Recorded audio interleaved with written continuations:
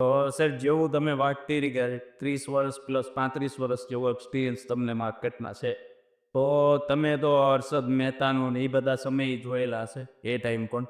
તો એ ટાઈમને અત્યારના ટાઈમમાં પહેલાં તો ટેકનોલોજીનો તો ખાસો ડિફરન્સ છે કે ત્યારે બધું મેન્યુઅલ હતું, અત્યારે બધું ટેકનોલોજી ઉપર છે. તો જે અપડાઉન્સ છે ત્યારના ને અત્યારના ટાઈમમાં શું છે ત્યારે માર્કેટ ઓપન થતું તો જે બધા લોકોને તો ખ્યાલ નથી, જે અત્યારની યંગ જનરેશન છે ખાસ, કે કેવું મેન્યુઅલ પ્રોસેસ હતું ને શું હતું.